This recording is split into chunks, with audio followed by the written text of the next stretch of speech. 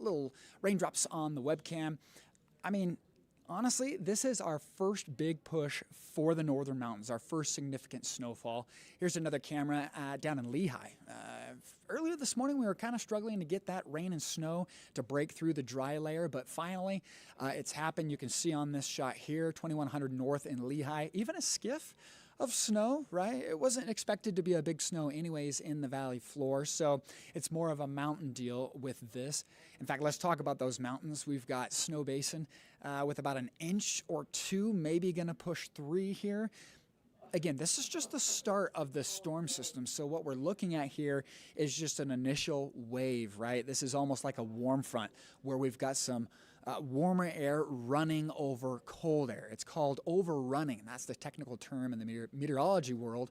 And it's just enough to produce some snow at the valley floor, more of the accumulating snow up in the mountaintops. If we look at Alta, highest resort in northern Utah, just a couple of inches right now. On their website, registering 3 inches, but on the snow stake, I'm seeing only 1, maybe 2 after the snow has settled for a little bit. So we're kind of just getting into things here, right? The main push for the heavier precip is going to be tonight for the mountains, and the valleys could pick up a little bit of rain, but since this storm is kind of backwards, we're actually warming with time through this storm because it's got a tropical influence. Temperatures right now are in the 30s, but they're going to warm into the 40s, and they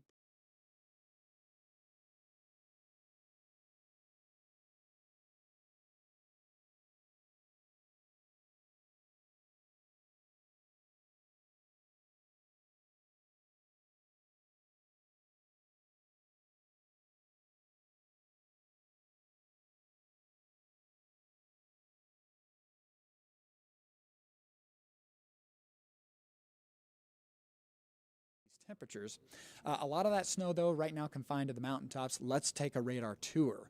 Out towards Vernon and the Rush Valley area south of Tooele, we've got a couple of flurries and light snow showers that's not really amounting to much.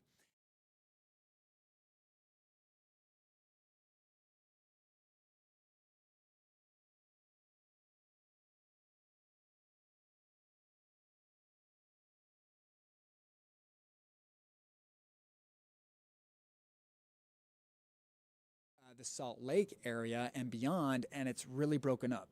Earlier this morning, this radar was completely filled in, and we've picked up a little bit of moisture, but, you know, all in all, not a big start for this storm, and we weren't anticipating it to be a big start. So everything going as projected up until now. You can see some of those rain and snow showers all the way up into Brigham City.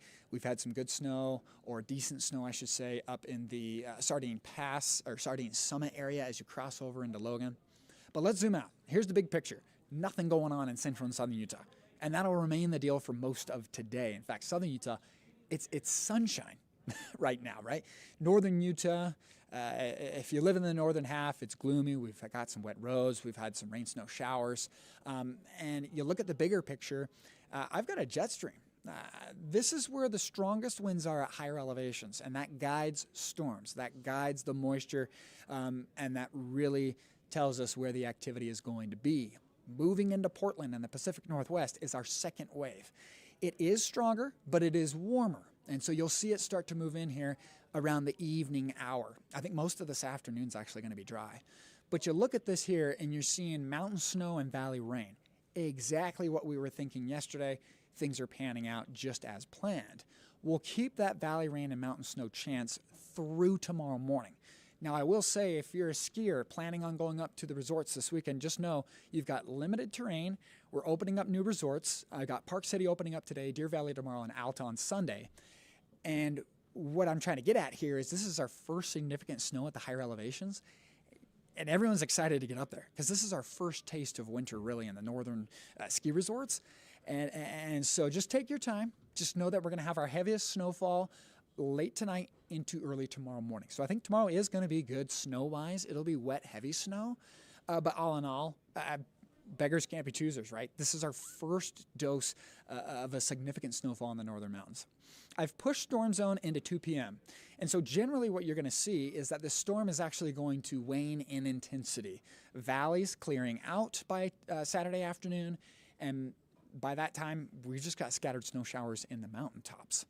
You're noticing on Sunday, this is midnight, things are calming down. And I think the trend is for things to dry out as we head through the next little bit. So let's take a look at some of those snow totals that we're anticipating. Really, the northern valleys, this was right on par. About a trace to an inch was possible this morning. That window for snow is quickly closing as we speak. Really, it's going to be more of a rain deal as we move forward, because bringing in that more tropical mild air that's actually originating from Hawaii. So Wasatch Back could see 2 to 5 inches. I think they're going to stay cool enough. That goes for Ogden Valley, the Wasatch Back into, Jeremy Ranch, out to Park City, and even Heber, 2 to 5 inches there.